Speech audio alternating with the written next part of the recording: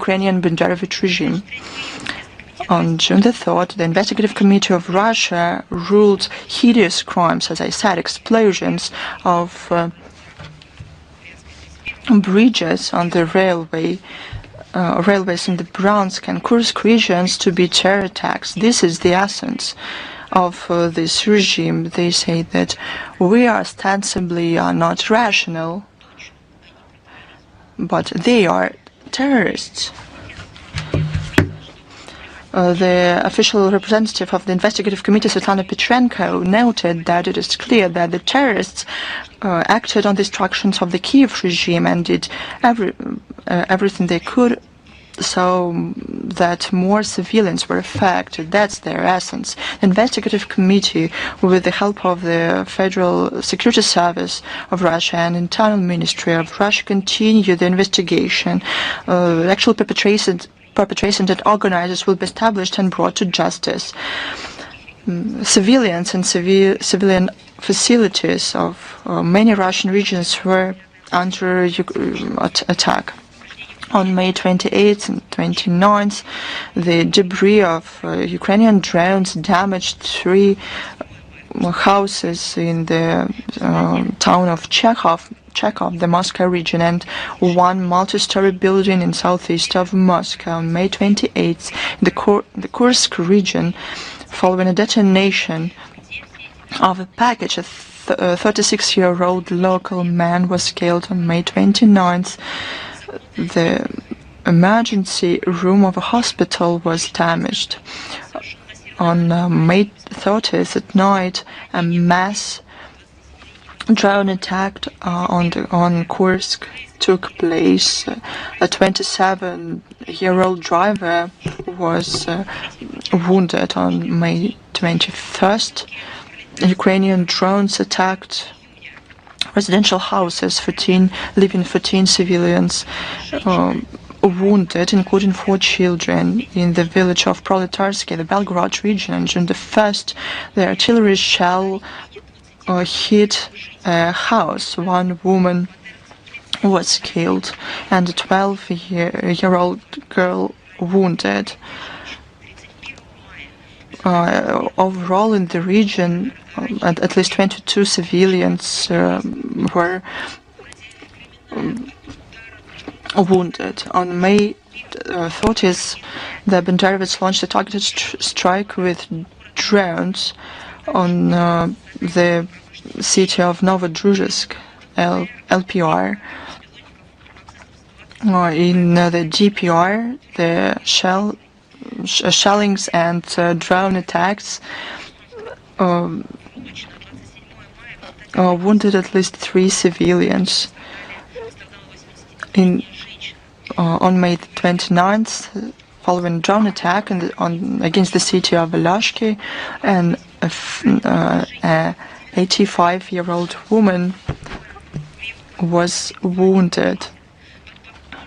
2 civilians were killed in the village of Novosbruyovka. On June the 1st, following shellings against villages of the Kherson regions, 2 civilians were wounded. On June the 2nd, a mass drone attack on energy facilities of Kherson and Zaporozhye regions. More than 700,000 Russians were left without electricity. The very same day, on June the 2nd, drone attacks against civilian vehicles in the Bryansk region left 2 civilians wounded. Now about cruelty that Banderovich showed the treatment of the residents of the Kursk region. As 80 years ago, during the Great Patriotic War, the Kursk region stood in the way of the Brown Plague.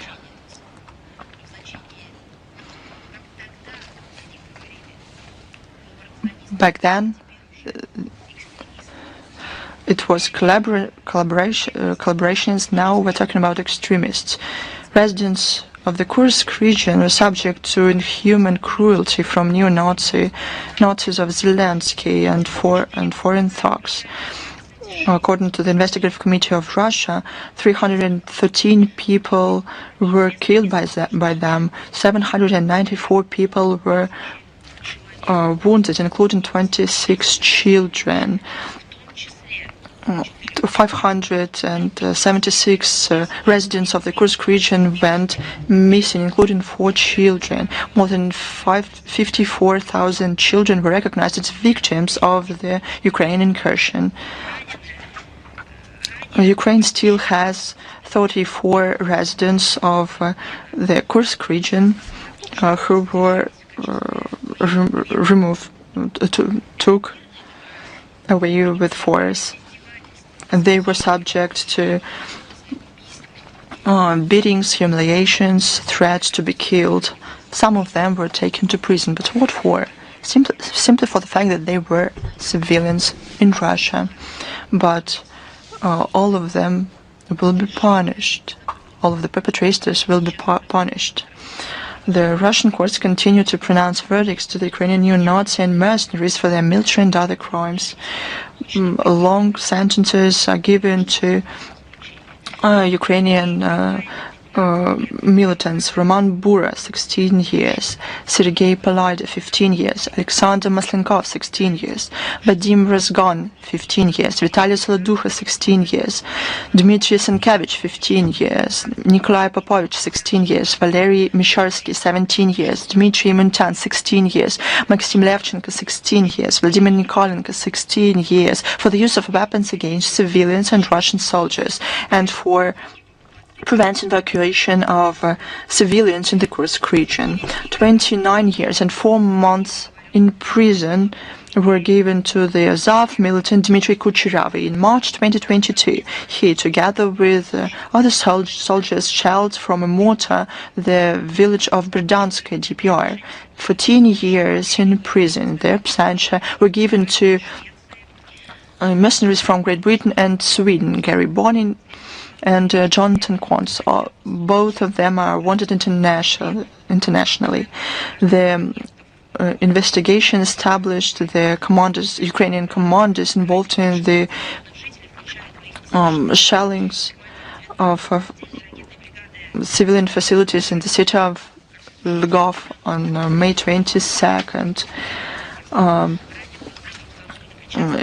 It is the commander of 19 separate Brigade St. Barbara, Rostislav Karpusha.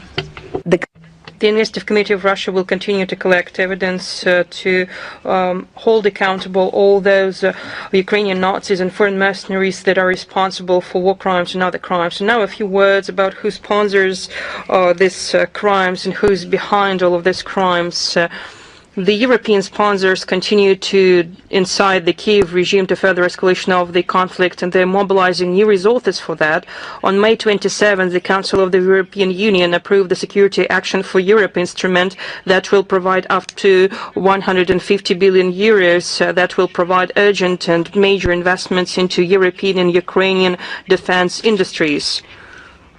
May 26, the Dutch defense minister has informed about the transfer of the F-16 fighter jets that were promised to Kiev. They supplied 24 jets in total. On May 28, as a result of the meeting of defense ministers of Ukraine and Germany, it was agreed to provide a 5 billion euros military aid package that will be used for the production of long-range weapon systems, as well as for the supplies of Iris-T and its missiles. Earlier, European countries received energy resources from Russia at a just and profitable price in order to... We developed culture, humanitarian contacts, and we already can see the results of the policies pursued by those who are speaking about peace, but yet they're holding a knuckle just behind their back. The economy is collapsing in the eyes of surprised Germans, and the prospects of industry and science are quite blurred. Enterprises are leaving Germany, but Berlin have new friends, terrorists in Kiev. The German Chancellor has committed to pay for the Starlink satellite systems, as well as to buy long-range weapon systems of Ukrainian origin. They also underscored that there is no longer any restrictions to the range of the weapons delivered to Ukraine. Only by that, they say, Ukraine can protect its own territory. How the terrorist gang of Zelensky is protecting their country by carrying out drone attacks on residential areas and civil facilities in Russia almost every day, well, everyone can see that. The unbridled supply of weapons to Kiev has a seamy and ugly side.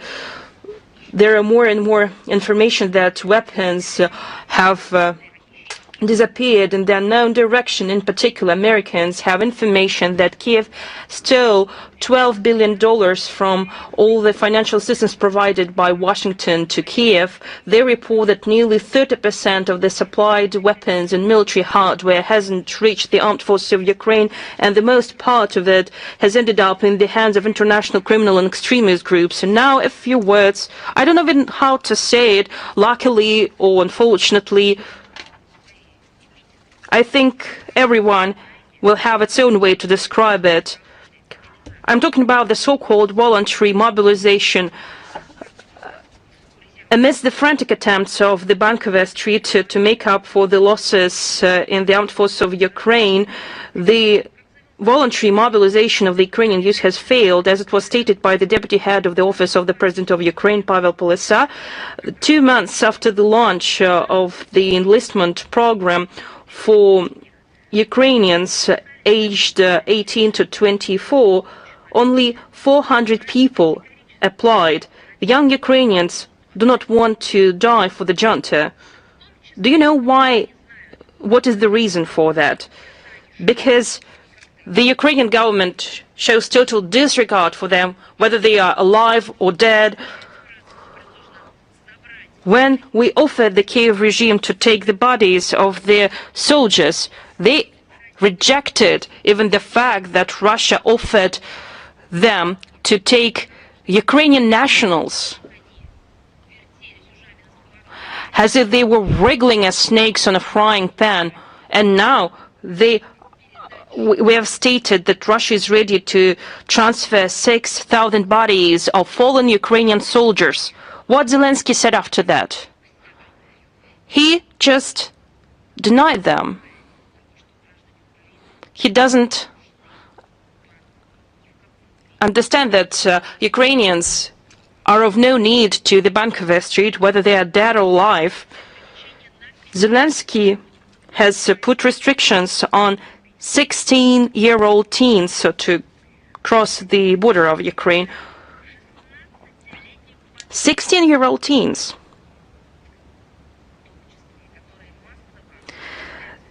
They are being expelled from the Ukrainian university, and therefore they have no right to draft deferment. How is it even possible? It's a true genocide, outright genocide, that is being organized by Zelensky and his gang against the Ukrainian population. As school students, these young Ukrainians can be sent to military draft officers this fall. The draft evaders, the number of them has increased manifold. Different estimates put that from January to May 2025, more than 25,000 Ukrainians deserted, while in 2024 there were 35,000 of them. Desertion and emigration has become common among Ukrainians. According to the Ukrainian Ministry of Economy, since the beginning of 2025, 104,000 persons escaped the country, and over the past 3 years, from 600,000 to 1 million Ukrainian nationals, able-bodied nationals, have left the country. They will refute the figures, but the real figures could be much higher. But we are using the tested statistics, the checked statistics. There is an apparent depopulation of Ukraine given the growing losses on the front line. The Ukraine's fight against its own history is taking more grotesque forms. You know that they have cancelled the Victory Day, they renamed all the towns and streets that had a connection to Russia, they demolished all the memorials, and they have declared war on Alexander Pushkin. And now it is time for the Children's Day. On May 30th, Zelensky has issued a decree to transfer the observance of the Children's Day from June 1st to November 20th. I just will explain that on June 1st, this day is observed in Russia, Belarus, Azerbaijan, Kazakhstan, China, Vietnam, Bulgaria, Latvia, Estonia, and many other countries. And Western Europe is predominantly observing this day as the World's Children's Day on November 20th, because on this day, in 1959, the UN General Assembly adopted the Declaration on the Rights of the Child, and in 1989, it adopted the Convention on the Rights of the Child. By this action, the Kiev is trying to artificially shape a new reality in which Ukraine has nothing to do with Russia, but yet it has broad and strong ties with the West. At the same time, it doesn't matter on what day this holiday is observed. What's important is to really care about children, to protect their rights and interests, not to speculate on this topic without theatrically wailing about it at the various international fora, with what the Ukrainian regime is doing with an unhealthy regularity. What's the real care that the Kiev is showing for children is being clearly showed at the Alley of Angels in Donetsk. This is a memorial, a tragic memorial to children and teens who were visually killed by the Ukrainian Nazis since 2014 when they tried to crush Donbass. Well, they failed to do that. Some of the Ukrainians who were taken hostage with the tears in their eyes, standing on the knees, begged for forgiveness in front of this memorial. All of that again shows that the objectives of the special military operation to denazify and demilitarize Ukraine and to eliminate threats emanating from its territory still hold true. And now I'll tell you about the lies spread by the Kiev regime about the so-called abducted children. This is the main topic to which international mass media turn the information to. It is a list that was provided by the Ukrainian side to Russia of the list of 339 Ukrainian children. That was stated they lost contact with their parents. And now let's give a look at the situation in greater detail. I would just to draw your attention to what Mr. Medinsky said, but yet I would like to provide facts and quotes. First, I would like to say that previously Ukraine stated about 20,000 minors. You probably think that it was stated in a show or in social media, but yet on October 2nd, 2024, this figure was provided by the Ukrainian Commissioner for Human Rights in the Ukrainian Parliament, Dmitry Lubinets. He stated that there is 1.5 million of children that still could be deported by Russia. Later, the figure of 20,000 Ukrainian children has become the main element of the Ukrainian propaganda. In OSCE, representative of the Kiev regime, Yuri Vetrenko, provided information about 19,546 Ukrainian children. And this story was successfully sold to the West.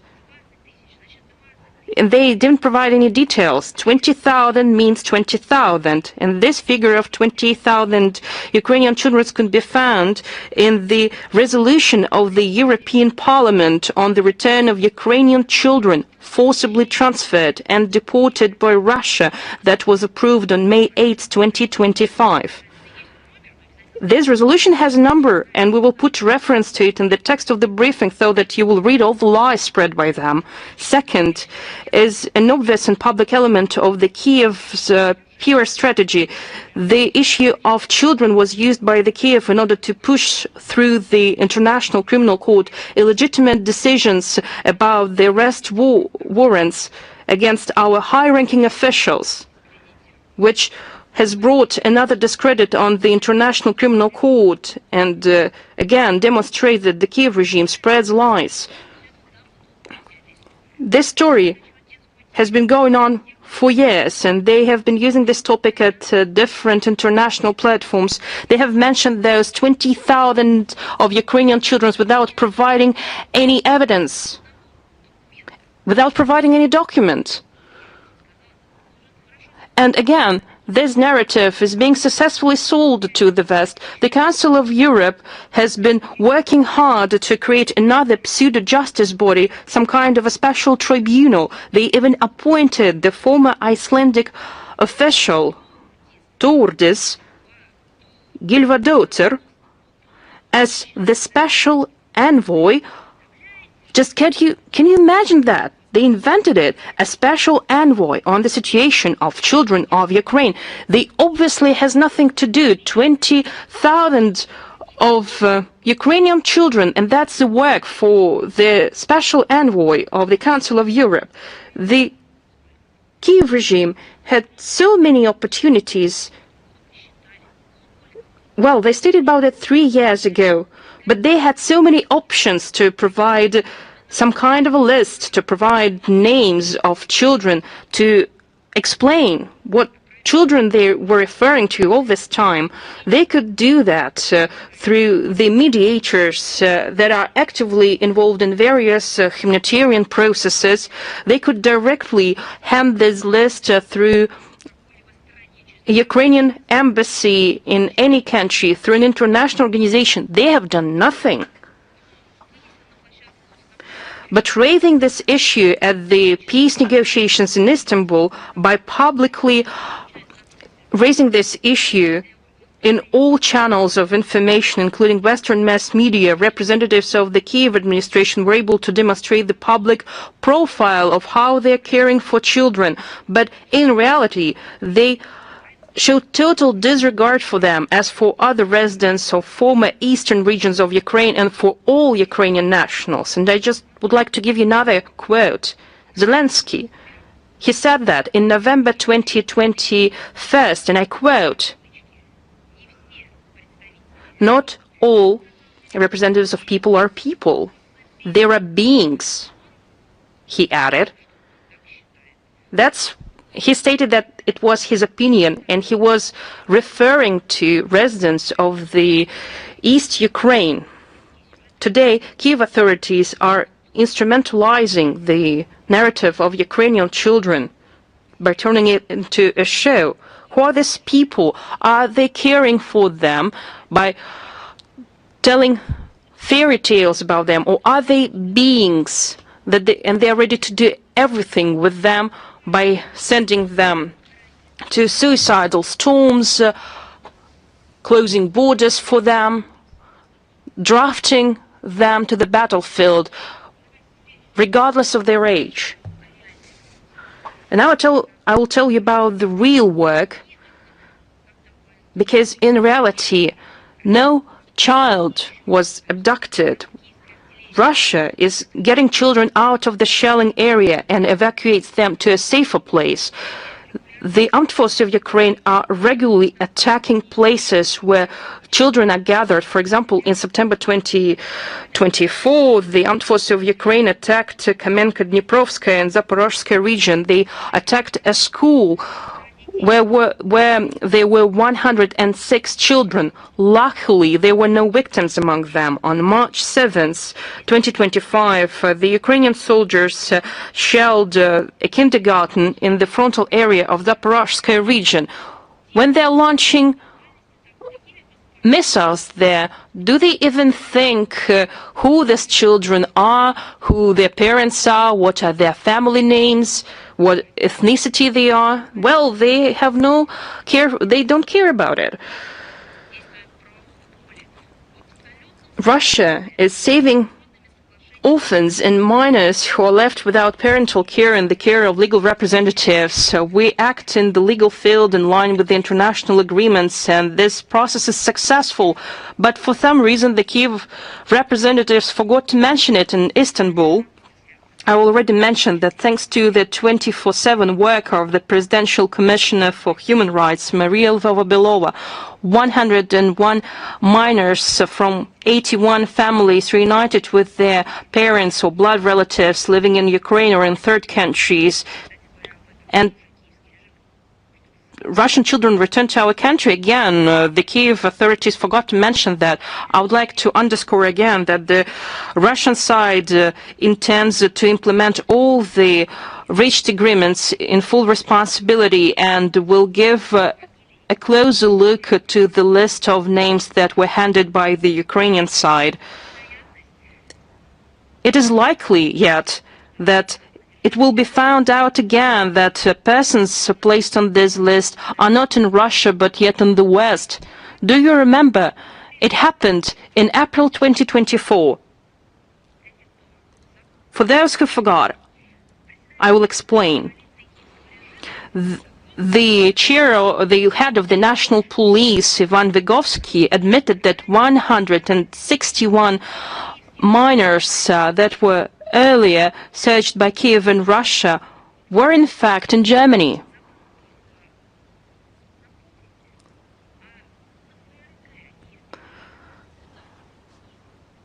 And just please could you remind me if Ukraine filed a lawsuit against Germany for the fact that Ukrainian children ended up in Germany at that time? If something like that would happen again, I think it will become a shocking news for everyone who closely follows it.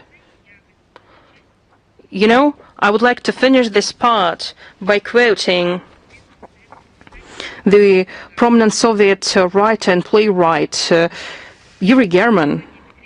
In his novel about Peter the Great, he wrote, and I quote, "There is a scoundrel, a rascal, who will perform a mean act, and they will say that they are doing it for the sake of children." I think Yuri German could hardly imagine that after the end of the first quarter of the 21st century, the quote from his novel will portray so clearly and precisely those who are managing Ukraine today. It is time for Ukrainian junta to understand that to organize a pure stunt with the help of children is just cheap, immoral, and false. We have drawn attention to President of Serbia, Alexander Vučić, in an interview to RTS channel, commenting on the published information by SVR, Russian Foreign Intelligence Service, on supplies of weapons to Kiev regime, despite the declared neutrality. He said that the military cooperation of Belgrade with foreign partners will be revised to identify fraudulent end-user certificates. We believe that the declared measures will allow to terminate the dubious export schemes and the leaking of military goods to wrong consignees. We hope that the measures will be sufficient and effective in order nothing to cast a shadow on the relations between our country, and I would add, not to cast a shadow on the sincere feelings of the Serbian people, the people that understands everything perfectly. We have received a whole number of questions on joint drills with Belarus will take place in September.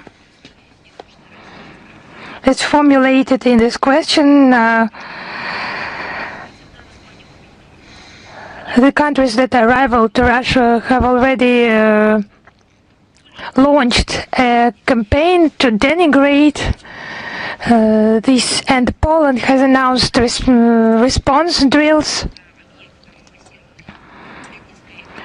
And why the West is becoming a target of propaganda attacks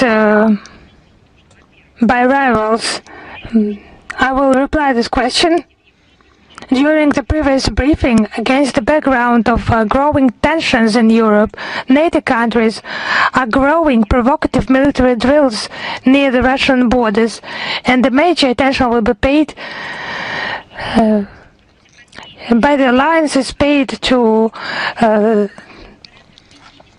allied forces against Russia. 300,000 servicemen participate, and operational plans are made. New tactical schemes are tested. For example, last year, these maneuvers, more than 900,000 military personnel from all the alliance countries participated, and around 2,000 equipment units. And those were major drills since the Cold War, and NATO commanders do not hide that such events are a rehearsal of the conflict, that is to say, with equal in force rival enemy. And contingents were moved and they were near the borders with Russia on the Danish island of Bornholm. Missiles of medium and small range were tested. We have already provided comments on that. Those are attacking the targets, forcing obstacles, and many other drill tasks.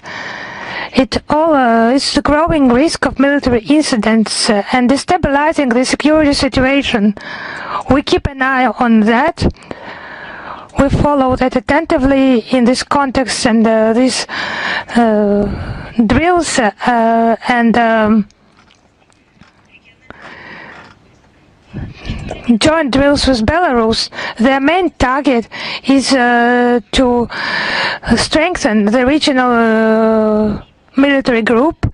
It will be held on the testing grounds of Russia and Belarus. It is not against the third countries, and it will be security against aggression of rivals, and the CSTO military groups will also participate, and it will be also joint maneuvers, joint drills. Russia has taken a decision to cut the number of drills. It is nearly a double cut, and to transfer the major part from Belarus into the depth of the territory. It testifies of the readiness of our country to participate in negotiations to lower the tensions in the region. Unfortunately, NATO countries did not respond, as Warsaw is planning to hold new maneuvers in order to literally shift the blame. The blame to us, and to present Russia-Belarus drills as an attempt to prepare the, as they say, armed aggression, starting this armed aggression, and it's just absurdity, taking into account the facts I have cited. So let us now compare the defendant drills and our drills. It will be just certain specific categories in order to provide this qualification, in order not to leave any accusations against Russia and Belarus. So the Tom's Defender is held annually the West is held once in 2 years.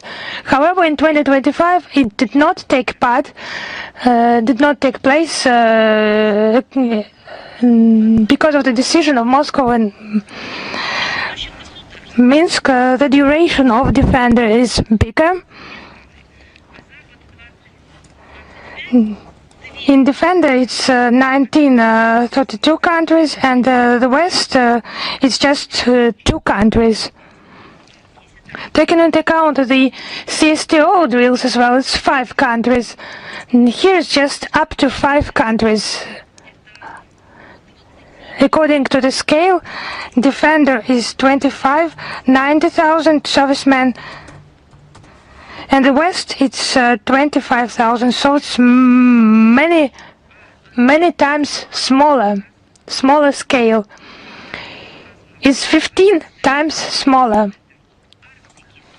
So now the territorial scale. Defender, it will target the Baltics and Europe. And the West, it's in the depth of the territory of Russia and Belarus. Now targeting Defender, I have already quoted, they formulate as equal rival, it's Russia against Russia. The West, it's defense. It's for the defense of the allied state. It's not aimed against any third country or group of countries. Do you need any conclusions?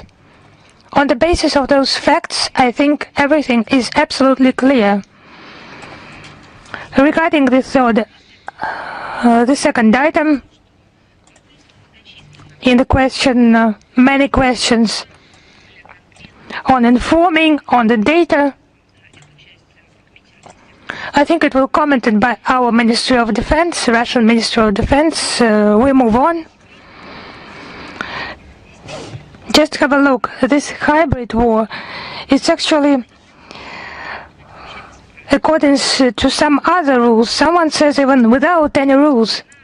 It just touches everything. It's conducted by the West against culture, against monuments, against stability, against development. And for some reasons, it's actually clear for what reason. We mean the rivalry of spirits, the force of spirit. It concerns everything. This is about Christianity and Orthodox beliefs. We now see what is happening in the Swedish town of Västerås, the situation around the Church of Our Lady of Kazan. Attempts to expropriate it from the Russian Orthodox community. Just imagine, the Church of Our Lady of Kazan. Sweden just wants to take it away from the members of the community. Maybe they do not just pay some taxes, or maybe they just use it not for some other reasons, for some other purposes. Maybe they are not in compliance with some rules.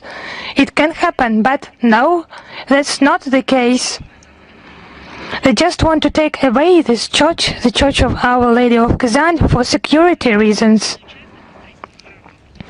I would like to note that the land plot was legally acquired by the Russian Orthodox community in this town back in 2009. In agreement with the municipality, the church, the chapel and the guest house were erected on this area. This site has become a target for attacking by the media, Russophobic community and not the Orthodox community. So who were they threatening? The climax of all that was just so just have courage. As an observation point of Russian special services for the regional airport in the vicinity, it's just normal logics. When nationalism is attacking and a person is losing everything, his conscience, his mind and critical thinking just becomes inadequate. I would like just to ask a question. In Sweden, are they aware of such notions as geolocation, internet maps, replicas of satellite data on the internet regarding the sites, that people use this information for various purposes, online web cameras? It's not been used with regard to the airport. It's just absurd, this story of building a church in order to use it as an observation site. If we have so many technical means, it's noteworthy that the municipal authorities that 3 years ago just nearly closed, you will now think, a church. They were about to close an airport, but local residents just protected it. They were for its preservation, and now they are concerned about its security and inventing some stories about alleged threats to its security. They just need medical treatment. All those who invent that, who cannot ask direct questions, it's just absurd. Russophobic fantasies of provincial politicians, they're just beyond any limits. It's not the first time of actions against believers in Sweden. They regularly burn the Quran and desecrate other sacred writings. Now, under the pretext of those security reasons, the municipality just denies the Westeros Orthodox community their right for religious beliefs, and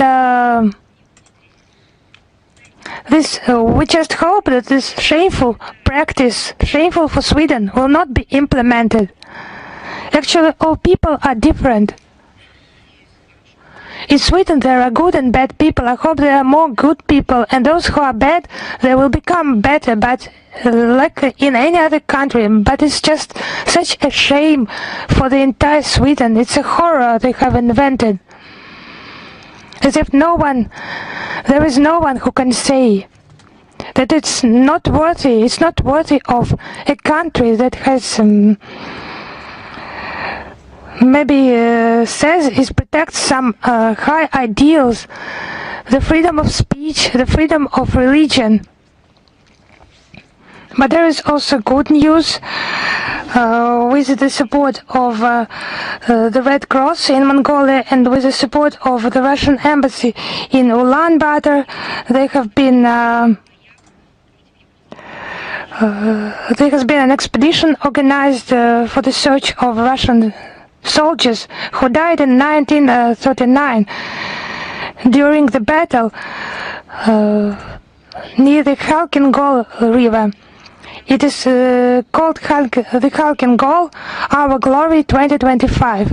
30 specialists from 15 Russian regions and more than 130 citizens of Mongolia participated in that. Such a large-scale event has become possible due to agreements of the presidents of Russian Federation and Mongolia reached in Ulaanbaatar on the 3rd of September 2024 and in Moscow on the 7th of May this year. 41 soldier remains were found and 65 Red Army soldiers. The identities of the two of them have already been established with the assistance of criminalists from the Mongolian Ministry of Justice and Internal Affairs, and the data has already been passed to Tokyo, that is already conducting research works in Mongolia, and the second stage of expedition will be held in September this year. Now, good news from Kazakhstan. The opening of the alley of eternal friendship between Russia and the Republic of Kazakhstan. It has been done in pursuance of the agreements of the heads of the two states on the result of the state visit of President Vladimir Putin to Kazakhstan on the 27th of November 2024. It has become such a major event in the allied ties of our countries. It's just such a starting point in the relations of Russia and Kazakhstan. The ministers of culture of Russia and Kazakhstan, who made statements during the ceremony, they noted the alliance and common points in the relations of our country and the importance of this event for culture and art. And now the new section on the official website of Russian Foreign Ministry regarding the great victory and all that immense, tremendous work carried out by our Ministry of Foreign Affairs and our colleagues in the Russian foreign missions and territorial bodies of the Ministry of Foreign Affairs. Signed a joint address to foreign ministers of Eurasian states about promotion of all continent charter on diversity and multipolarity in 21st century. There will be a dialogue on the diplomatic support of integration processes in the Union, but our firm and constructive position rattled Andrei Yermak, who said, I quote, "Russians are doing everything they can to avoid a ceasefire and continue the war. New sanctions," he said, "are critically important right now. Rationality, according to him, is not something that applies to Russia." With such attitude, he went to the US yesterday on June the 3rd. He will try to persuade the Trump administration that a tougher approach to Russia is needed. This means that Kiev is still quite aggressive and is not inclined to look for sober solutions. I would like to remind the presidential office of in Ukraine and its foreign sponsors that we will respond in kind and to talk to us from the position of force, let alone in terms of ultimatums, is something that we won't allow.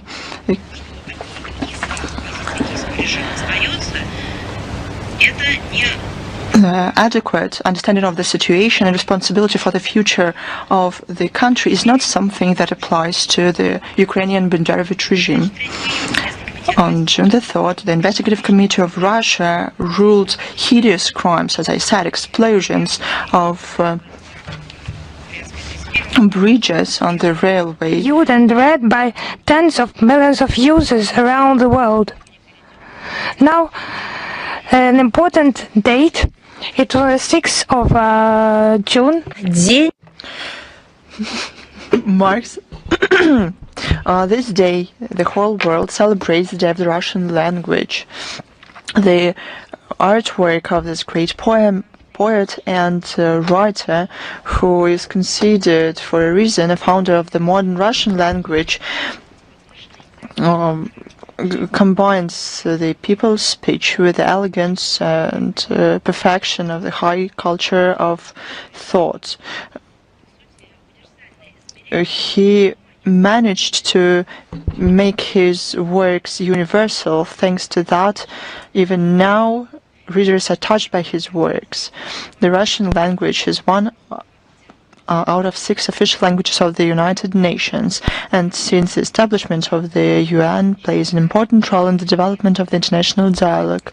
According to the decision of the UN Department for Public Information, since 2010, the Day of the Russian Language is celebrated annually within the program of the development of language and cultural diversity. The Russian language makes targeted efforts to protect and support the Russian language in the world. Together with partners, we make steps to launch the work of the International Organization of the Russian Language, established in 2023 on the initiative of the President of Kazakhstan. Outside Russia, it is a truly people's holiday. Our like-minded people abroad hold events and actions aimed at underlining the role of the Russian language in their own life and in the global development. On the premises of schools, universities, cultural centers, there's competitions readings, festivals, Olympiads, and high interest is drawn to large-scale events on the Day of the Russian Language at the platforms of international organizations like the UN, UNESCO, and those organized by Russian missions in New York and Paris.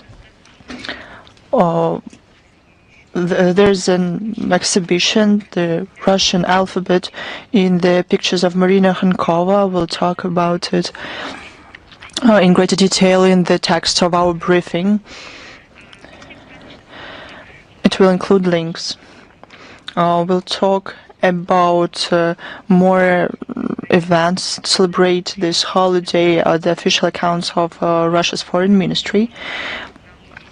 To learn more and to find more interesting materials, it is possible on the information service window to Russia.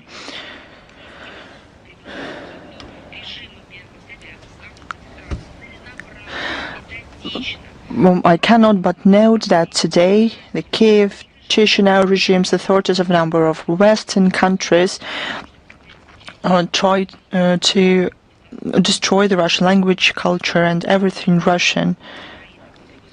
Let's take Ukraine. After coup d'etat in 2014 that was organized from the outside, the Kiev regime have been pursuing a policy on total derussification under the pretense of decommunization. They came up with this term.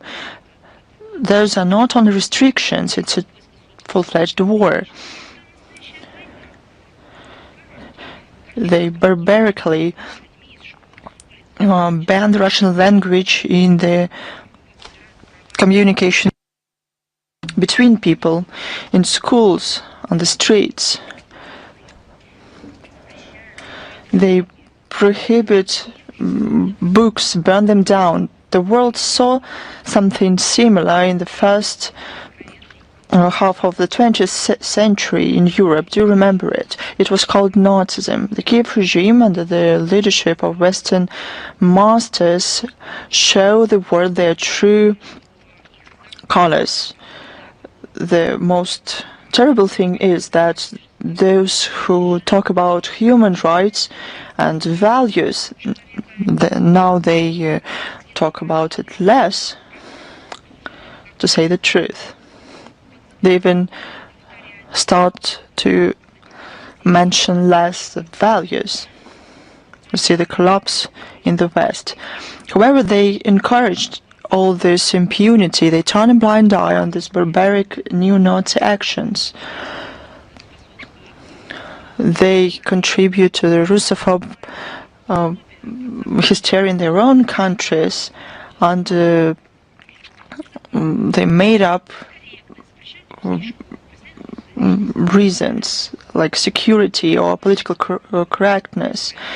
They ban Russian schools, persecute Russian media and cultural centers. Human rights for the West is only for a few. And the Russian language and its native speakers are out of law. The protection of the Russian language is not only a question of culture. It's the issue of preserving identity of millions of people.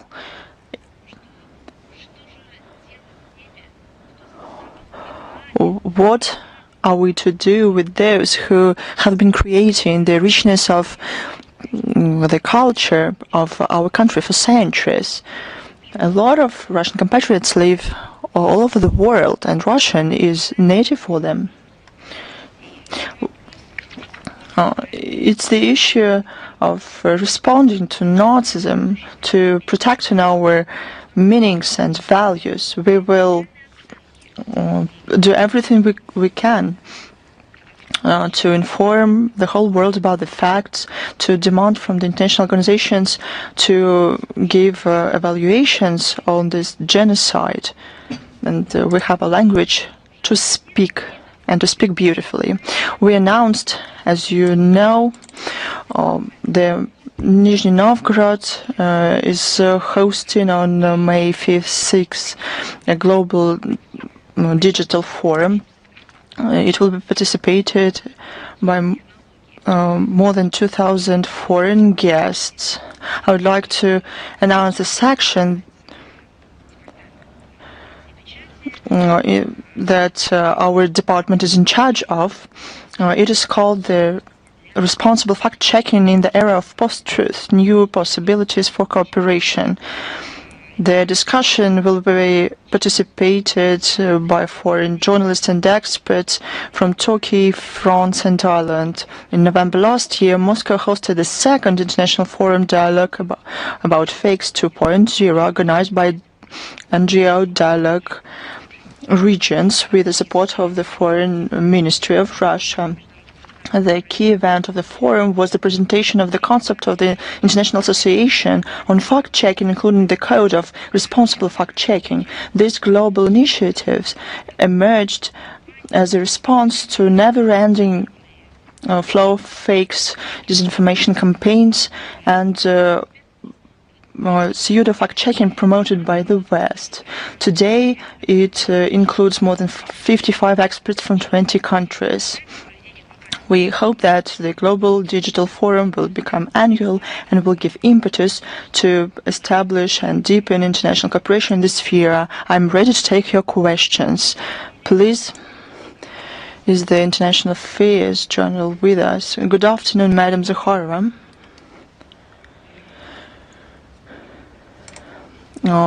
Prime Minister of Slovakia, Robert Fico, said that the idea of the European Commission to ban Russian energy raw materials to the EU damaging. What can you say about it?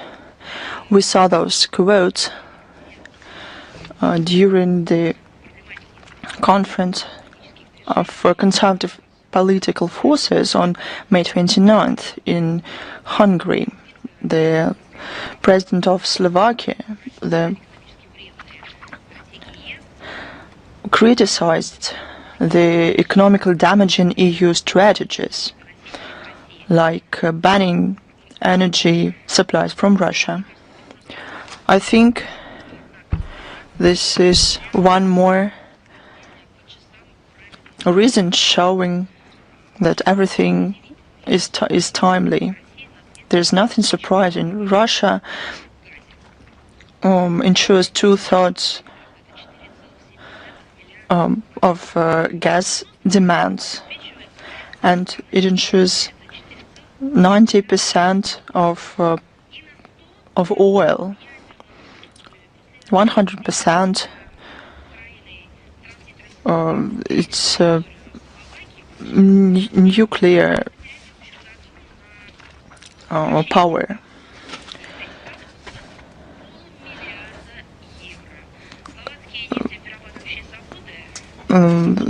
Slovakia will lose about 500 million euros. 2/3 of electricity in Slovakia is produced by two NPPs in Slovakia, as you know, and the nuclear energy is supplied there by the Russian company. The European Commission essentially encourages Slovakia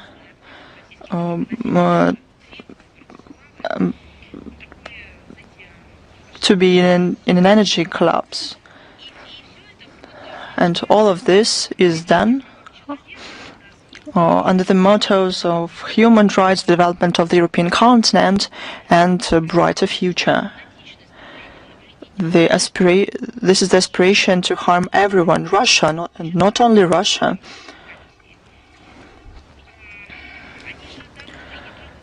They disregard the interests of their own citizens, let alone the citizens of Slovakia. It's just another example. One more question, Madam Zakharova. What can you say about a new round of tensions between officials in Paris and the French Polynesia in terms of decolonization?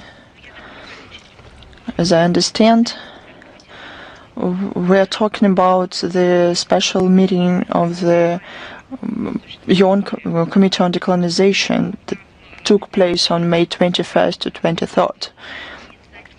The representatives of Polynesia put forward an initiative to host the regional meeting of the special committee in 2027, and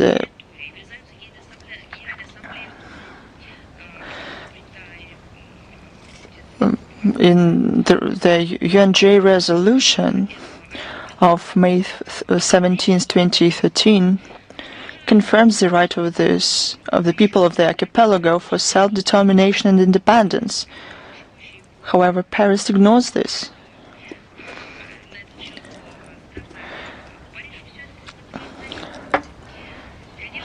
Paris lives on its own rules. There is no preparedness to move towards the political forces in the French Polynesia who wants to hold a referendum on self-determination. France only speaks about human rights. They mention human rights and international law and freedom, but in reality there's a real opportunity and even necessity to implement those things because the locals want it. But now the French authorities refuse to cooperate on decolonization. They pretend that this body is not there in the UN system. And as to the UNJ resolution, they simply disregard it. This is the true attitude of France to the international law. When they want, they interpret it as they wish.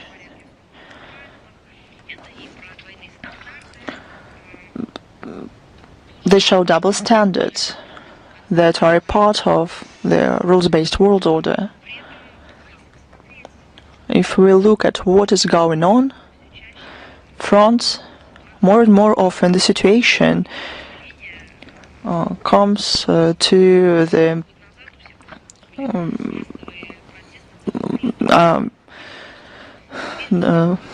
population that is not content.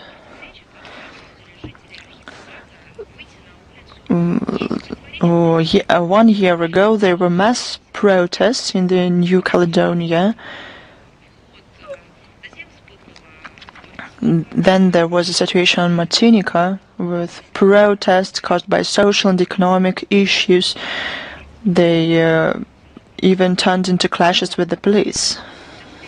All of these protests were suppressed. Sometimes I think about Paris, and there's a feeling that they do not see their own problems. As to the French Polynesia, along the problems that it faces, we cannot but remember tragic pages of its history as a part of the French Republic. These islands, for 30 years, were the base for nuclear tests of France. Those who know this place, they know it not because it's a paradise for tourists, but because of the news of geopolitical and military character. As to the consequences of these tests, this is an issue for locals, not only for environmental experts, but for everyone. And Paris do not want to answer those issues and questions. Paris should refuse the colonial approach to their own territories before commenting on situation in other places. All these issues has international and local dimensions, and these problems must be settled. That's what they should think about. Thanks to you.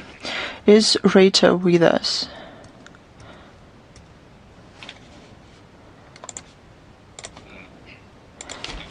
Good afternoon, Madam Zakharova. Rita is here. I have a question that you partly touched upon at the beginning of the briefing. This is a question about attacks on Russian air bases and infrastructure facilities that took place during the weekend. Were the West involved in this? Probably you can name some certain countries. What will be Russia's response to this? I paid some attention to this at the beginning. The question is very interesting, but in this particular case, on this particular bridge, or this train, this ambulance were blown up or attacked, is the West to blame for this or not? The West is involved into terror activities of the Kiev regime. Let's look globally how. First, the Western countries, no matter how you call them, NATO countries, NATO-centered countries, the collective West, it's up to you. But to understand who we're talking about, they supply weapons for this, to commit those terror attacks. There are no restrictions. They do not introduce them. And whether it is legally, it is legal, and they have stopped to answer those questions. They provide coordinates because only Western countries have capabilities for this, or companies that are affiliated with Western countries and governments. No terror attack that it is absolutely clear, because of facts, can be called only as a terror attack has never been condemned by anyone. No one even tried to say a word to the Kiev regime because of it officially. And I remember the words about Paris when there was a terror attack against a media outlet. There were a lot condemned that terrorism, and that it cannot go on like this. And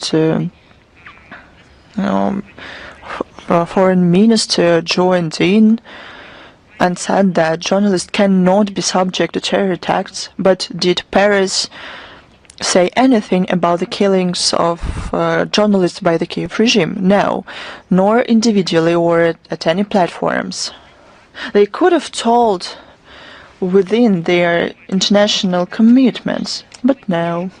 The West provides support and politically encourage the Kiev regime for such steps. After every get-together when Macron comes to, there is a massive attack on civilian facilities.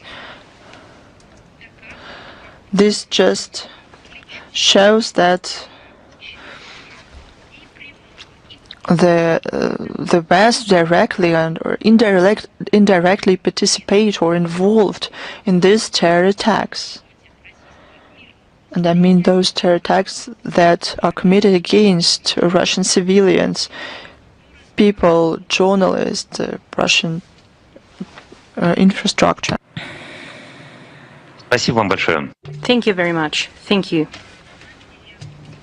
RIA Novosti, please. Hello, Ms. Zakharova. RIA Novosti, we have 3 questions, if you allow. First, the German authorities have extended the permanent stay for the correspondent of RIA Novosti. What are your comments about that?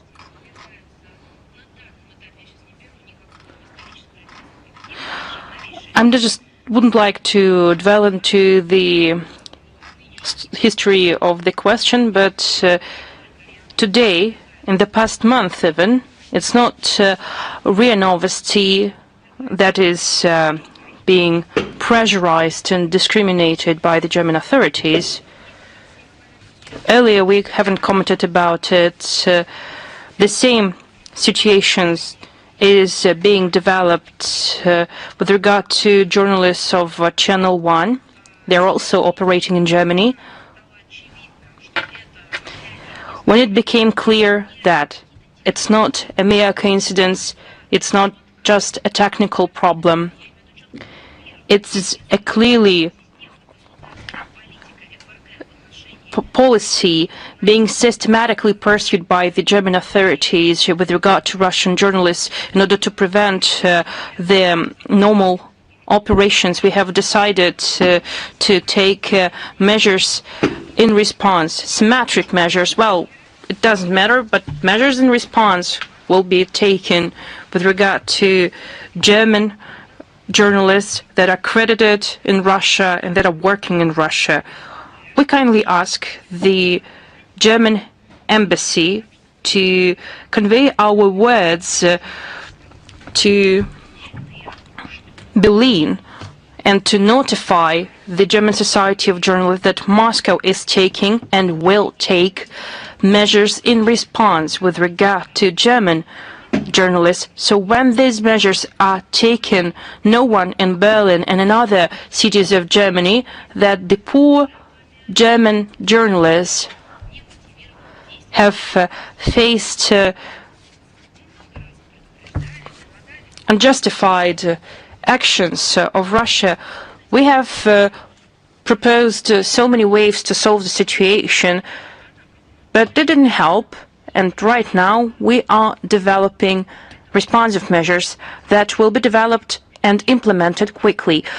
We wouldn't like Germany to behave as if they weren't warned about it. And second, if you allow, on January 1st, the Russian labor legislation was amended.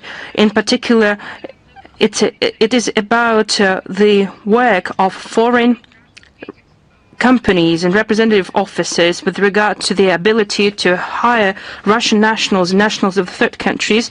Could you please elucidate on these amendments? It is true that in line with the articles of the labor code of the Russian Federation, we will provide all the details in the text version of the briefing. These amendments were made this year in line with the federal law on December 26, 2024, on making changes to the labor code of the Russian Federation. It defines the particularities of hiring workers that will be placed in diplomatic offices and consular offices of foreign states working in Russia, as well as international organizations and their representative offices. And these measures are also applied to the diplomatic agents, consular officials, and members of their families that are working with them in Russia. In order to implement these amendments, the Russian Ministry of Justice has registered the order of the Russian Ministry number 6460, which defines the main administration for the service to the diplomatic corps working under the jurisdiction of the Russian Foreign Ministry as the designated body that will carry out activities on hiring workers to these foreign organizations. So personnel can only be hired if a contract is signed between the main administration of the service to the diplomatic corps and the foreign representative office. In this regard, the foreign officers, representation officers and missions will have to bring into compliance their work to hire Russian nationals and nationals of the third country countries, they need to re-register their contracts with the already hired workers in line with the adopted amendments. In order to hire Russian nationals and nationals of the third countries, foreign companies and organizations need to contact a branch office of the main administration to the service of the diplomatic corps in Predkadri enterprise, to be exact. And the third question, if you allow, it has been 3 years since Nord Stream pipelines were detonated. As you have commented at numerous briefings, investigation is not being carried out in most countries, or it is just a sham investigation. And recently, von der Leyen and the Chancellor of Germany, Merz, made new statements about that. What's the opposition on that? You know, it is a terrible story. Earlier they sanctioned our country, later they have imposed secondary sanctions on those who is working with our country, and now they are imposing sanctions on their nationals, on their economic operators, and they are doing it in a cynical way. President of the European Commission, Ursula von der Leyen, and Chancellor of Germany, Merz, when they have expressed their intention to adopt a new package of sanctions against Russia, they now want to ban the repairs and the further use of the Nord Stream 1 and Nord Stream 2, so that these gas pipelines cannot be used in the future.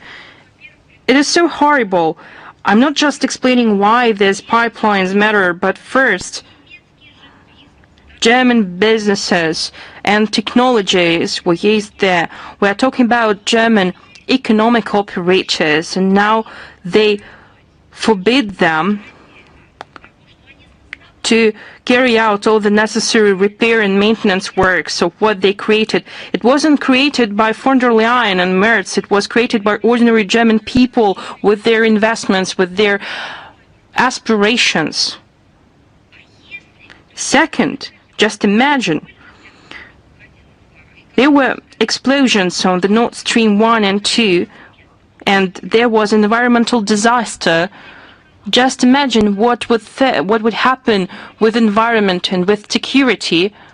Again, you wouldn't allow to do anything because you will face sanctions. You know, I just wanted to say that I think it's a prerequisite or the last step towards starting to forbid the treatment of officials and workers who were involved in creating the Nord Stream pipelines, or to forbid the education for their children. Just imagine your father worked on the Nord Stream pipelines, and your children need to wear the special insignia and should be placed in classrooms on the last table to prevent their education. I cannot even comment that.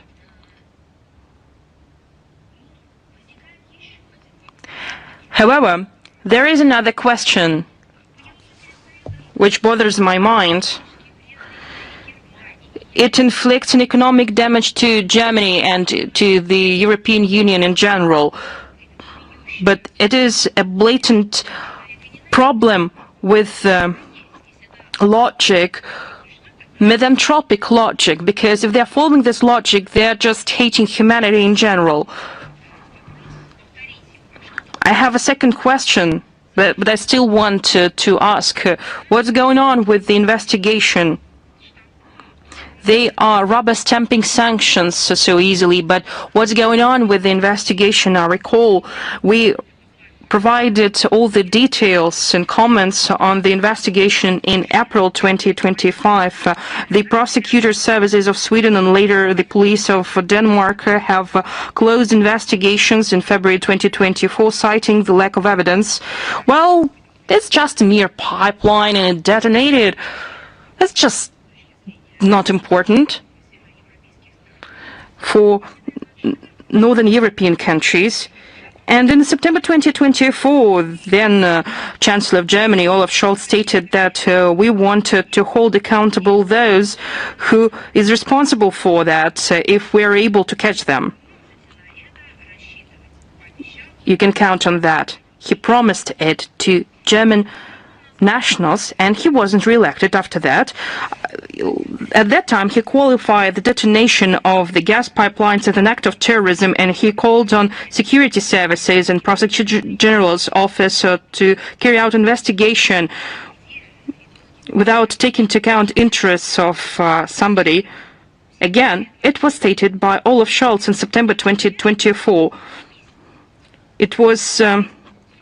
It is 3 months left before September 2025, so many time has passed since they promised to carry out investigation. It is the same situation as it was with the Skripal's case, with the Novichok use and the poisonings in Amesbury's and Salisbury's. Do they even understand what is going on there in their countries? Do you have any more questions? I hope you don't have a fourth question. We don't have a fourth question, to be honest. Well, you will have time to ask it next time. Lenta.ru, please. Hello, Ms. Zakharova. Ms. Zakharova, could you please a statement made by Keir Starmer that the United Kingdom is moving to a war-ready regime, and he explained it with the threat posed by Russia. Well, there is nothing new taking into account the logic that is being pursued by the Downing Street over the past years, but they need to specify that they are moving to this regime. It's not just because someone wants to attack them, it is because they are escalating tensions in Europe. And they are doing that not only in Europe, they are doing that all over the world over the past 25 years. They have been attacking and bombing so many countries when they were part of so many different international coalitions. These are just their plans to attack any country, you name it. All the talks that is connected to the risks and threats posed by Russia, it doesn't hold any water. I just explained that when the updated strategic defense review was presented, Keir Starmer noted the need for the country to move to the war action preparedness, and he motivated it with the more serious, unpredictable, and direct challenges and threats, and he even compared this situation with the Cold War era. And in this context, he noted that in particular the war in Europe, new nuclear risks, and everyday cyber attacks and aggressive behavior in the waters and the airspace of the Great Britain. By the way, I would like to notice that the Great Britain was involved in the act of terrorism in the waters of the Black Sea, which was repeatedly stated by Russia. And the Great Britain participated in this illegal act of terrorism. And the Great Britain is providing the terrorist Kiev regime with weapons and all the necessary information so that the Kiev regime could carry out acts of terrorism. And at the same time, the Great Britain feels that somebody is going to attack it.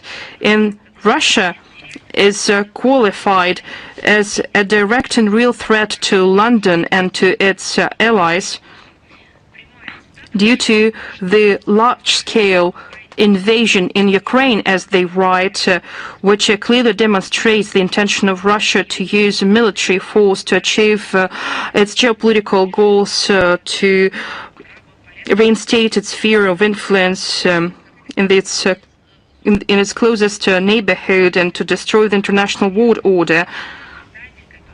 The Great Britain is speaking about the international world order that bombed Iraq, that attacked as part of the NATO coalition, they attacked Yugoslavia. Great Britain is talking about world order. How interesting. Moreover, before the special military operation was launched, there were 7 years of our appeals to build peace, and we did our utmost in order to prevent a further escalation. But Great Britain did its best to resume this escalation by banning Kiev to have negotiations with Russia in spring 2022. So everything they write in their document is false and not true. We should know that it's very important to understand that apart from Russia, they mention China, which according to London presents which is characterized by London not as a threat but as a complex and permanent challenge to what? To British ambitions, to their constant wish to hold global dominance. They didn't specify, and they also mention Iran and the DPRK that are called as regional problem makers. Great Britain has nothing to do with the region where these countries are placed, but yet they believe that they have the right to make their assessments about the region. It's their typical approach to besmirch, to say rude statements without providing any information, and to do their dirty work.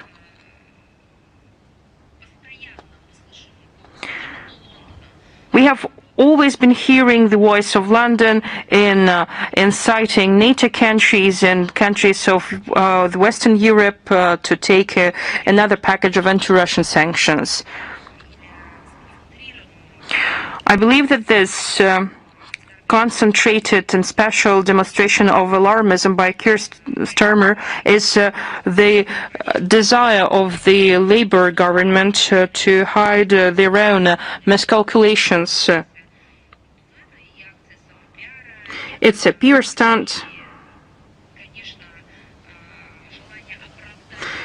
and their desire to justify the growing budgetary spending on military affairs and to increase the appeal of their party in the eyes of the population, and to add to the destabilization in Europe so that they wouldn't be seen in a bad way. It is obvious that Keir Starmer and its followers do not give priority to the prosperity and living standards of the ordinary British people, and their witch hunt and to pin peoples one against each other is a typical trait of the British political establishment. It is obvious that they want to create and sow another conflict in Europe. Thank you for your detailed commentary, and if you allow, I have another question for you. Following Russia-Ukraine negotiations in Istanbul, President Erdogan offered to have a summit meeting between the leaders of Russia, US, and Ukraine. What is the position of the Russian Foreign Ministry to the prospect of holding a trilateral meeting in this format? Could you please repeat your question? Because as far as I understood, you were talking about the summit. President Erdogan, I would like to underscore that this is the question that should be referred to the executive office of the Russian president, because this information is being distributed through their channels. Voice of the Fatherland, please.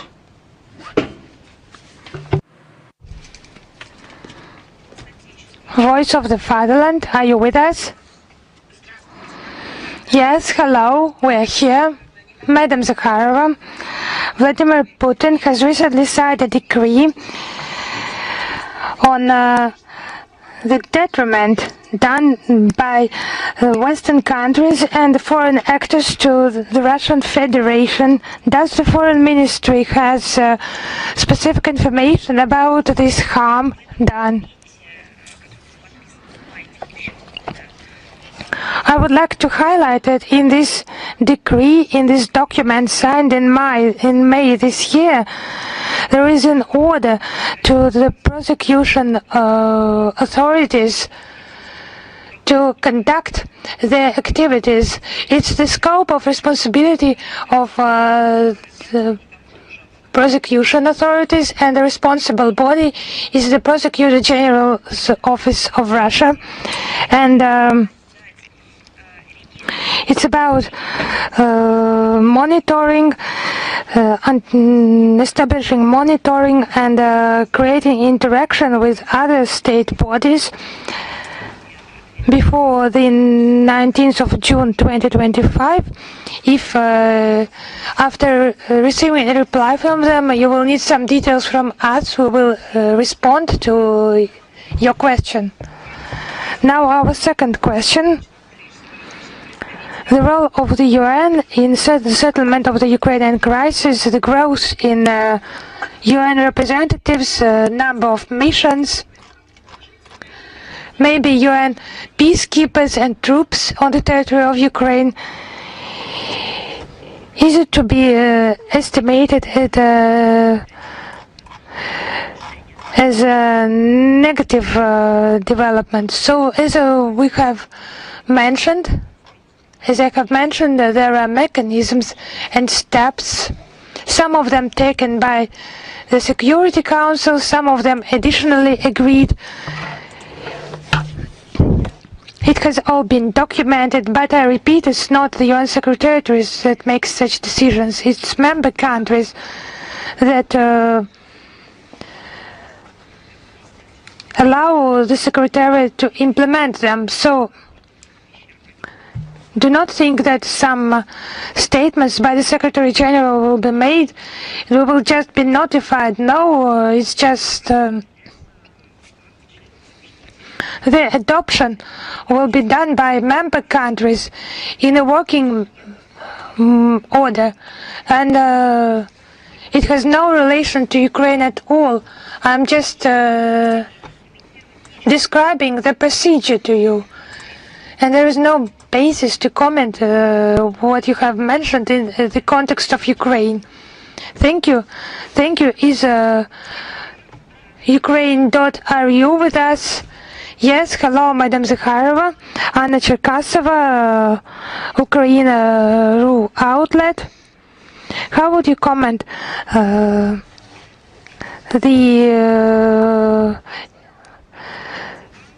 new strategic document in the context of the Black Sea initiative?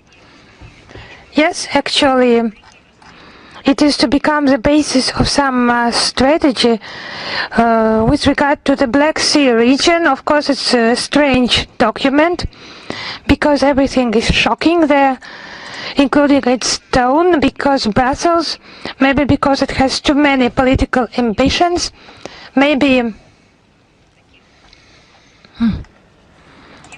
some geopolitical emotions that prevail there, that should not be demonstrated now in some manner. Maybe they're just not aware, they do not know the geographical realities. It's my guess, taking into account the level of those European officials.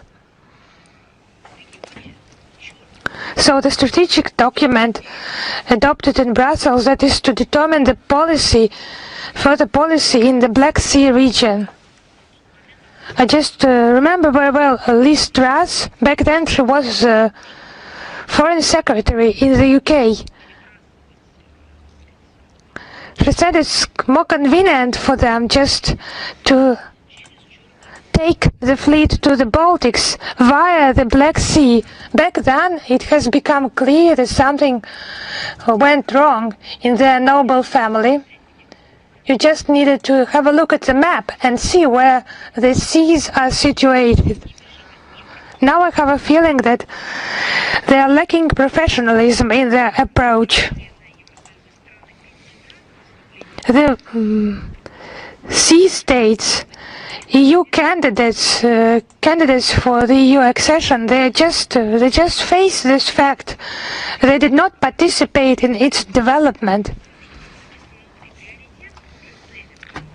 Now let us see what is written there. The priority of Brussels is to isolate this region from Russia. I beg your pardon, it's just insane. Because Russia has a many centuries status of the Black Sea powerhouse. Of course, you can listen to people like Liz Truss, who were in Great Britain, and thinks that it's more convenient to transport the fleet to the Baltics that way, but it's just a geopolitical nonsense. That's what they're talking there. It's just an attempt to turn the Black Sea into a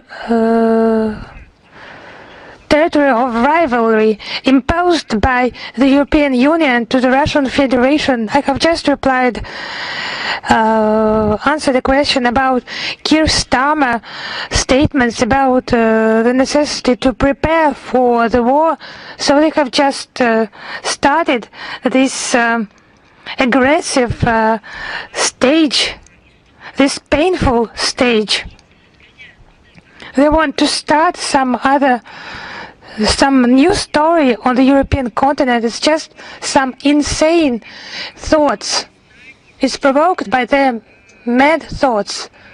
So it's just scary, this lack of knowledge. Who prepared that report? Because before that it was prepared by Ursula von der Leyen and Kaja Kallas, who are just proactive in the preparation of the region for war confrontation through the growth of the irrelevant infrastructure, military patrolling, NATO strengthening, and new hysteria due to so-called hybrid threats, risks, and so on. Against this background, the speculations about the importance of the Black Sea region is another link between the European Union and the Caucasus and Central Asia states. It just sounds hypocritical, because you are talking about friendship, but for that you need to isolate the state that has been there for centuries by international law, and with its history it has earned its right to be a great Black Sea powerhouse. You just want to cross that out from the from international agenda. What peace and stability and development are you talking about then? Actually, Brussels, I think it's more interested not in infrastructure and transport development in the region, but to bypass Russia in its logistics routes in order to grow its presence, its military presence, among other things, in the Black Sea. Under the pretext of trade navigation, they have already learned to destroy the EU economy. Now they have started those infrastructure projects for the purposes of regional destabilization. Have they asked anyone among public experts, their own community? I mean, maybe some questionnaire, referendum in those countries that allegedly represent Kallas and Ursula von der Leyen. It's just some speculations that are developed separately from the interests of the peoples of those countries. I think that the Black Sea states that have their own policy, not dictated by the EU, they are well aware about the risks of such irresponsible policy. that Brussels Euro officials are trying to impose, it's better to say bureaucrats. Now, please allow me one more question. You have already mentioned the Kiev regime trying to disrupt negotiations, but many experts think that we have chosen the tactics of small steps. But do you think it yields some hope that we will ultimately reach some important agreements where in negotiations with Ukraine? But do you think those negotiations are not significant while they are significant? The first round, it was 1,000 people from each side returning, coming back home. I'm just surprised about those disgusted comments in Western media. So actually those 1,000 people from each side detained.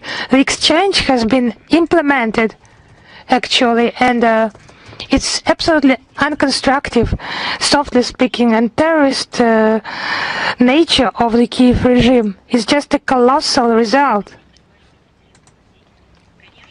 If we actually talk about the interests of people, of course we would like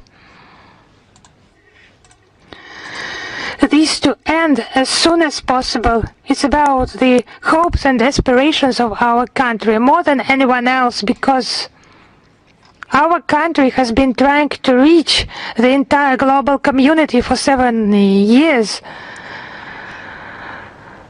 saying that it's necessary to implement the Minsk agreements that were the real actual plan to settle this Ukrainian situation. But now you observe this destructive, absolutely mad stance by Bankova government.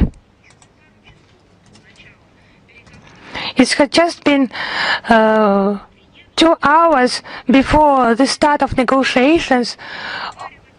On Bankova, there was a hysteria that they have sent wrong people, that we will not talk to them, you have not demonstrated something.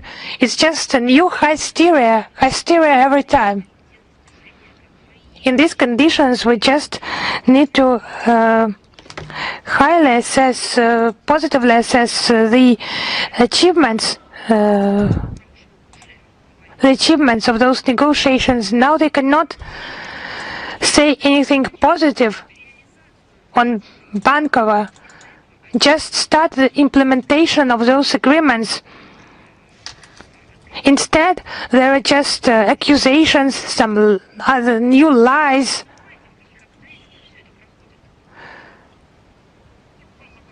And other humiliations, and just do not forget the circumstances. Thank you. Thank you. Is Komsomolskaya Pravda with us? Yes, hello, Madam Zakharova. I have one question. Yesterday, the Moldova Foreign Ministry recommended its citizens to abstain from traveling to Russia in order to avoid the arbitrary measures, arbitrary detentions. How would you comment on that? If you allow me, I would start in the context of Moldova from other issue. On the 3rd of June,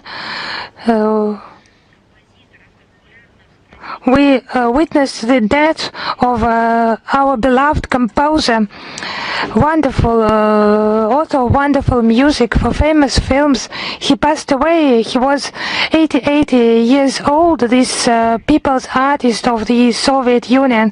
Eugene Doga is an outstanding figure in the history of Soviet, Russia, and of course Moldovan music culture. His works, they have received global recognition, and his input is immense. His music sounded in cinema, in theater, and during Olympic ceremonies in Moscow and Sochi, at major concert venues of our country and abroad. He was the author of dozens of orchestral and chamber works. His waltz, My Affectionate and Gentle Beast, from a hunting accident film, it is among the world's musical heritage. Since 1998, Eugene Doga was a citizen of the Russian Federation. He visited Moscow many times. He lived in Moscow for long periods. He underlined his links with Russia. So just let me quote one of his interviews. The majority of my works, Eugene Doga says, were written in Russia. Russian musical culture has an immense classical heritage, and the variety of traditions have a great experience, great performance experience, and they have been formed under the influence of this immensely rich culture. It has become a nourishing source for my works for my entire life, and has become part of my ethnical culture. This combination gives my music its special nature and makes it clear for a wider audience. These words, they just do not characterize only his works and his traditions, but those words should be left in the pages of modern history, in the articles of our modern interactive schoolbook, where they write about the cancellation of Russian culture, Russophobia, some Nuremberg ambitions to stifle the national identity, something like that, some accusations made against our country, some mad statements. So just have a look. This quotation is just the essence of what Russia is stating, on the basis of what it lives. It's just enriching the ethnical diversity of those who have some contact with the culture of Russia. As you know, Vladimir Putin expressed his condolences to the relatives of the composer. He said that the works of Eugene Doga, his enlightenment and charity activities are a bright page of our national culture. Yes, we have lost an outstanding figure, cultural figure, a real master whose works have become a part of our cultural space. We will never lose him as a person, as a creator of immortal works.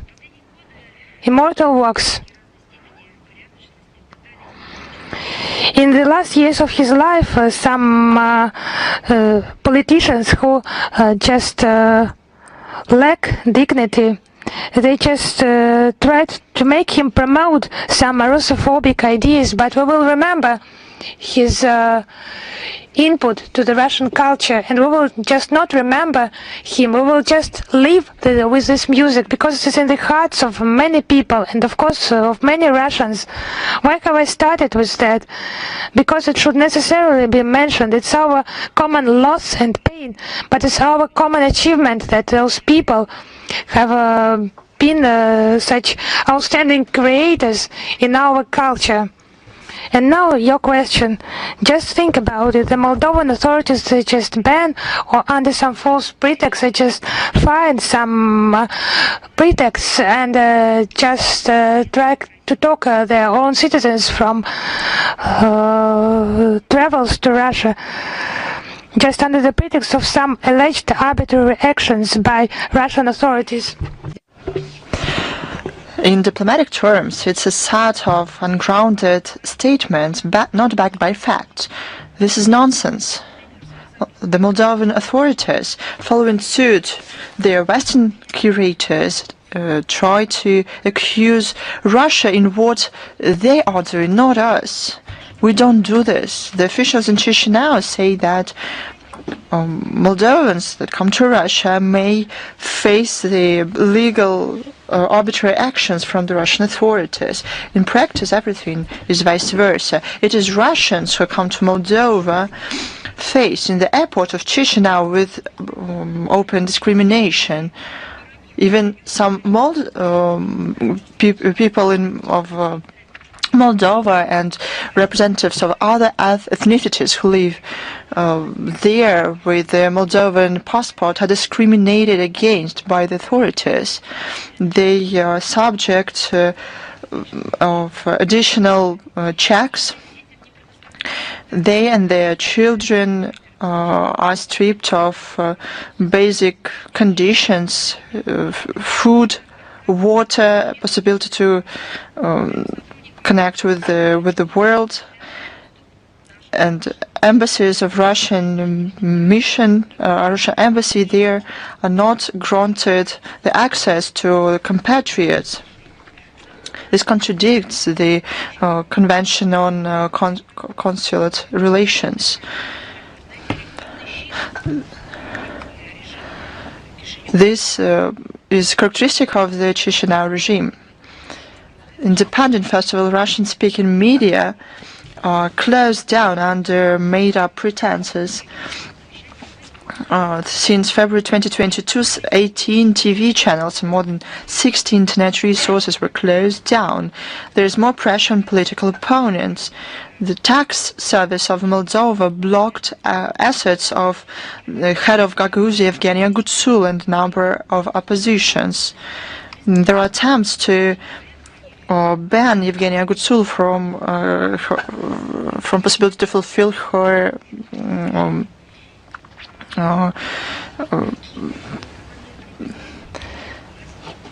her work. It was not Russia who did not give people in Moldova to vote. Remember the lines that we had here in Russia. But it was the Moldovan authorities who did not give this opportunity to their own citizens. People want to have this right to vote. It's granted them by the Constitution. But people who come to Russia from Moldova, they are interesting and they are always welcome here. Russia has become a place where they studied, worked, or arrested.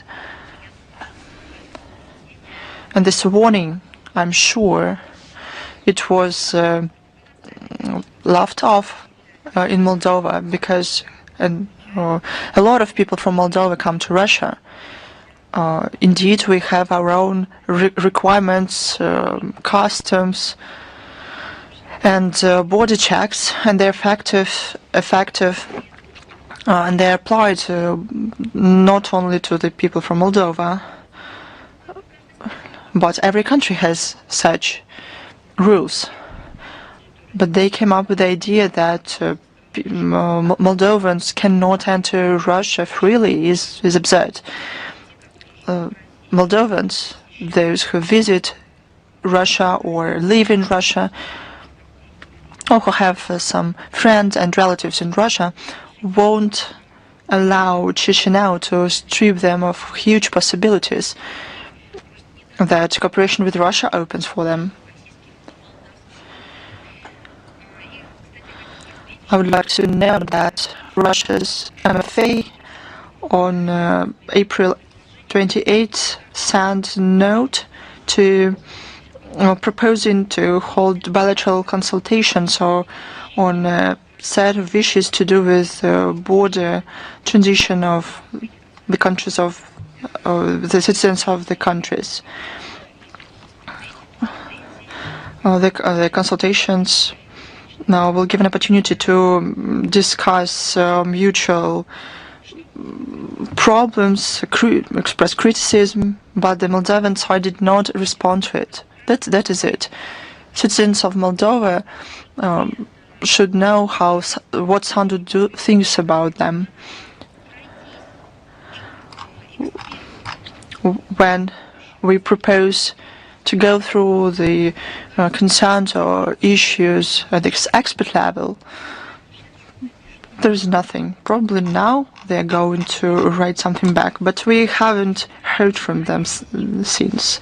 Is Xinhua with us? Good afternoon, Madam Zakharova. Xinhua Agency. I have the following question. Recently, Russia started to show an animation film, Nezha, the Devil Boy Conquers the Dragon King. Do you plan to watch this film? Recently, Russia and China has been cooperating closely in cinema industry. What role, in your opinion, belongs to the cooperation in filmmaking for cooperation, mutual understanding between the countries? As you said, Russia-China cooperation in filmmaking has been developing gradually and dynamically. This track is in the focus of attention of our leaders. During the BRICS summit in Kazan, our heads of states talked about the development of joint filmmaking. During the official visit of China's President Xi Jinping to Moscow, the relevant agencies signed a action plan until 2030. This document provides for a number of projects and measures to promote relevant contacts. And in early May, the delegation of filmmaking industry from China came to Russia. There have been 18th meeting of subcommission on cooperation in the filmmaking under the Russia-China Commission on Humanitarian Cooperation. In May, in Moscow, St. Petersburg, and Kazan, hosted Festival of Chinese films. The Festival of Russian Films is been preparing in China. It is scheduled to take place in September. We welcome success of our Chinese partners in this sphere. I'm going to watch if I have time for this, and I'm sure that this animation film is of high quality. And I also remember traditional cartoons in China, and I like very much old Chinese cartoons about this character, and this develops Chinese cartoons. I always watched them in pleasure when I was a child, so I think I will be glad if I watch it.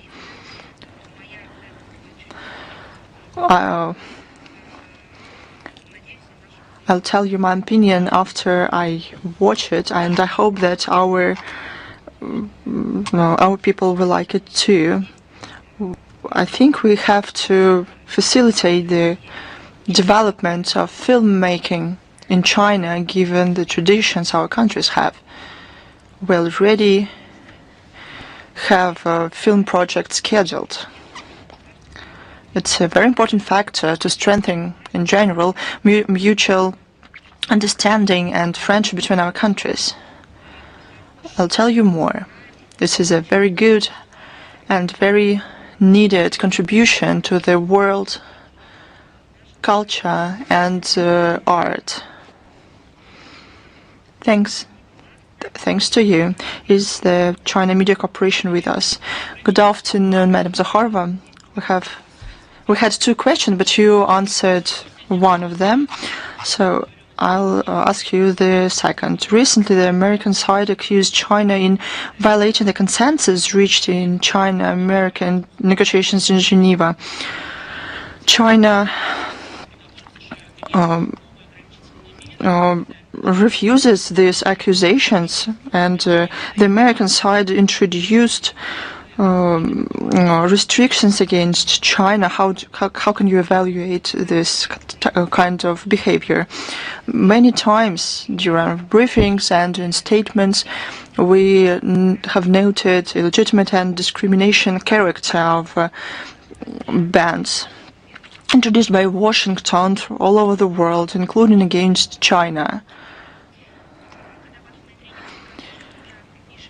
When such differences occur between major economics of the world, and it is a part of a strategy based on force. This has a lot of risks for global trade and economic relations, and creates conditions for economic recession. There is risk for China students.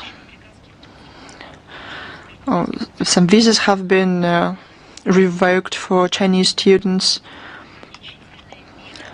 It's a new restriction. It's not a local solution. It's another measure in the general picture of curbing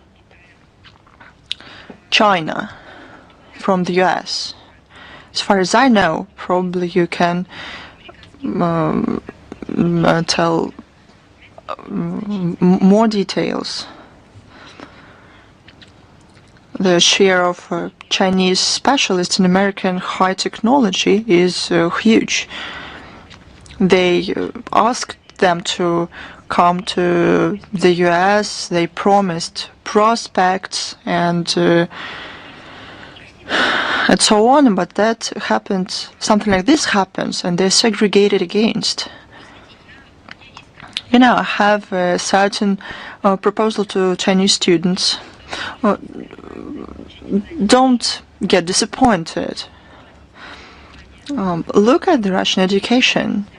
It is of high quality and very competitive in the world education. The Chinese students are received by universities both in capital and in other cities and in all regions of our country. There are a lot of universities that can be interesting for them. And the knowledge that the Chinese specialists received there were used efficiently. They reached a lot in various spheres. So don't you worry and look for alternatives. We are prepared. Thank you, Madam Zakharova. Thanks to you. This is Vestia with us. Good afternoon, Madam Zakharova. We have 3 questions. First, how can you comment on the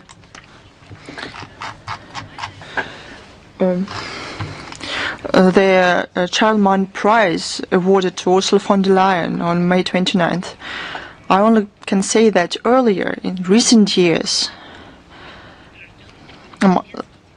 the nominees included Macron and Zelensky.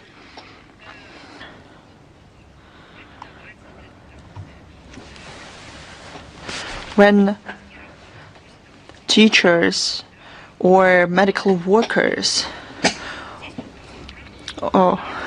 want to continue the line of words, well, then Ursula von der Leyen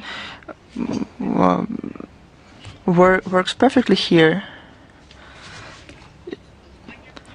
This award used to be given to Mitterrand or Helmut Kohl, and it was clear why they received this award. But what did Zelensky do? He destroyed its own story, history, country, citizens. What did Tikhanovskaya did? She traveled around countries, received support and money from them, and she spread ideas that are written for her from some other people. I'm not even going to talk about Macron. It would be a long speech. But Ursula von der Leyen, what did she do? She procured vaccines worth billions of euros. she couldn't explain and why and how she did it. And vaccines, they just disappeared. They were destroyed. Low level of EU and NATO leaders, and in this context I mean world leaders, low professional, we can see low professional qualities among them.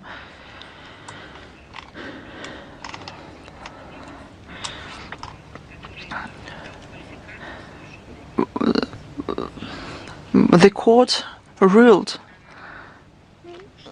the actions of Ursula von der Leyen illegitimate. But who's next?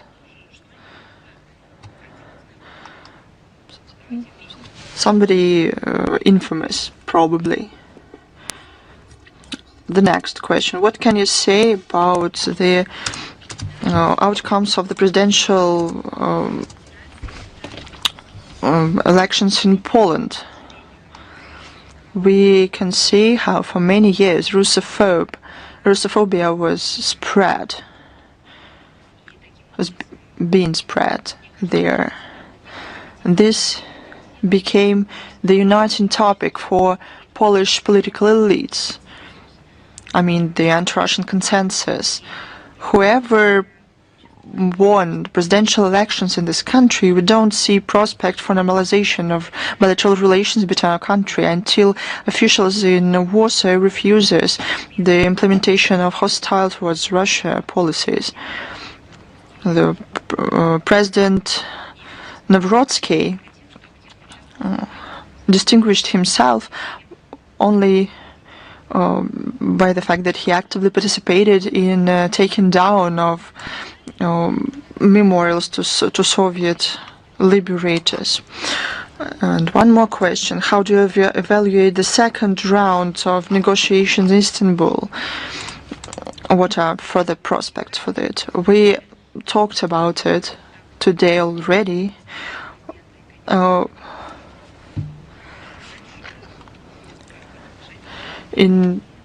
There's a team who deals with this, and we will keep you informed.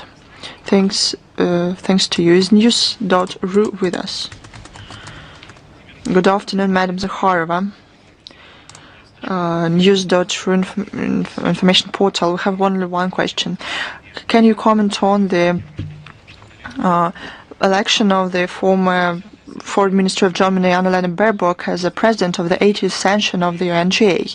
The deputy permanent representative of Russia to the UN, Polanski, said that Baerbock received only 167 votes. It's not enough. Baerbock is a scandalous person. She had a scandalous career in her own country. Scandalous story. The story is scandalous, and she started her work at the UN with it. What the scandal was caused by? Well, sometimes by her not really successful career, but in her case, by the lack of professional experience and understanding of the sphere. She's not only working, but essentially she heads.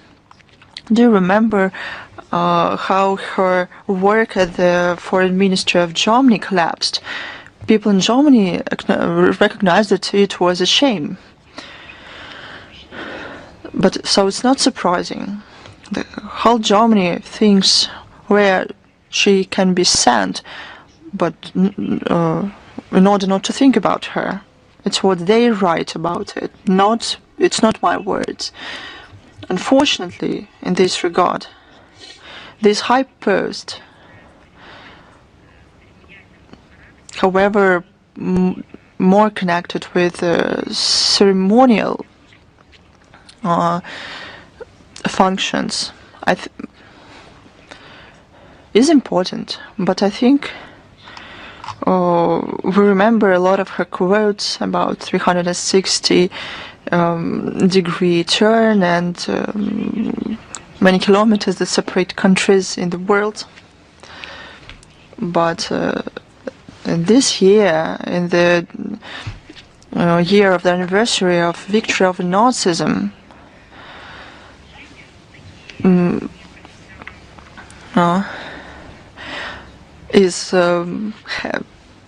UN is headed by such a person.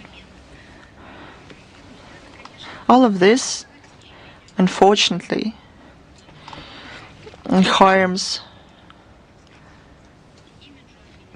the image of the United Nations, but what's more important on its work. I'll tell you one more time. The position of the President of the UN General Assembly is ceremonial in nature. Usually it coordinates the work of the UN General Assembly. The powers are reflected in the UN Charter, so some restrictions will be placed on her work. People before her worked in that position for 8 years, and decisions that are being taken by the UN General Assembly, these are the decisions taken by the UN member states. But as for the mandate, it is restricted to 1 year. That's my answer to your question. Thank you, Ms. Zakharova.